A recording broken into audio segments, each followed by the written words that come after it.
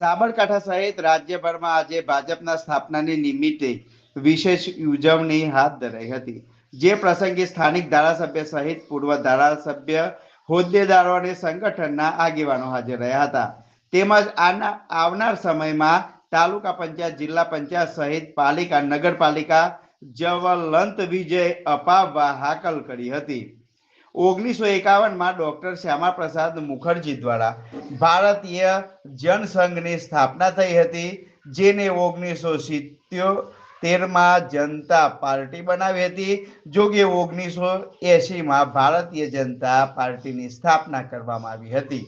ત્યારે આજે તેની 47મો સ્થાપના દિવસ છે, જે અંતર્ગત સાબરકાંઠા જિલ્લામાં ભારતીય જનતા પાર્ટીના પદ અધિકારીઓ, હોદ્દેદારો સહિતના અગ્રણીઓ અને ચૂંટાયેલા પ્રતિનિધિઓ સાથે સ્થાપના દિવસની ઉજવણી કરવામાં આવી હતી.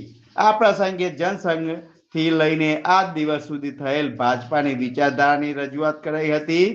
તેમજ માત્ર એક મતથી આપતા ગુમાવ્યા બાદ પણ પૂર્વ પ્રધાનમંત્રી અટલ બિહારી વાજપેયીને યાદ કરી તેમની કાર્ય પદ્ધતિ અને કાર્યશૈલીને વખાણવામાં આવી હતી. તેમજ હાલમાં તાલુકા પંચાયત, જિલ્લા પંચાયત, નગરપાલિકા તેમજ મહાનગરપાલિકામાં વિજય મેળવવાની રજૂઆત કરી હતી.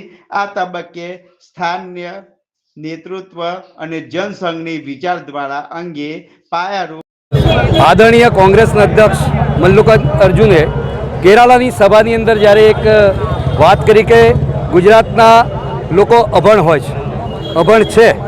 અરે ભાઈ, તમે અંદર દાખી કરશો તો ગુજરાતનો સાક્ષરતાનો દરની તપાસ કરો.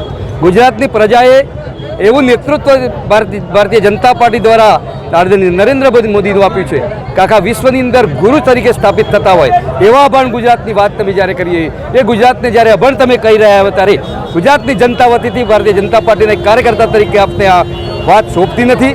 ગુજરાતની પ્રજાનું એક જે અપમાન કર્યું છે એના માટે પણ ભારતીય જનતા પાર્ટીના લાખો કાર્યકર્તાઓ, ગુજરાતની 6.5 કરોડની જનતા આ વાક્યને, આ તમારા સેન્ટેન્સને ખૂબ જ ગંભીરતાપૂર્વક વખોડીને ગુજરાતની પ્રજાને જ્યારે અભણ કહેવાનો પ્રયત્ન કર્યો છે ત્યારે તમારી સારી કોંગ્રેસના અભણ નેતાઓની ચિંતા મિત્રો કરવી જોઈએ.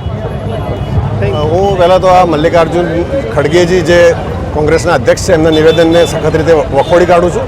કારણ કે આ ગુજરાતની ભૂમિએ સરદાર વલ્લભભાઈ પટેલ, મહાત્મા ગાંધીથી લઈ અનેક વીરો, અત્યારે હાલ નરેન્દ્રભાઈ મોદી, અમિતભાઈ શાહ જેવા અનેક રત્નો ગુજરાતને આપેલા છે. અને ગુજરાત એ સતત આખા દેશમાં વિકાસ કરતું રાજ્ય છે. અને ટેકનિકલ રીતે સક્ષમ લોકો, આદરણીય ધીરુભાઈ અંબાણી જોઈ લો, અદાણીજી જોઈ લો, બધાએ જે આ દેશના આર્થિક વિકાસમાં જે મજબૂત પાયો નાખેલો છે એ ગુજરાતના લોકોની બુદ્ધિ ક્ષમતાના આધારિત નાખેલો છે. એટલે એમના નિવેદનને સખત વખોડું છું. અને આવનારા દિવસોમાં એના પ્રત્યાઘાત બહુ ગુજરાતની જનતા વોટ રૂપે એના પ્રત્યાઘાત બહુ ખરાબ રીતે આપશે અને ભારતીય જનતા પાર્ટીને ભવ્ય વિજય આપશે એવી મને આશા અને શ્રદ્ધા છે.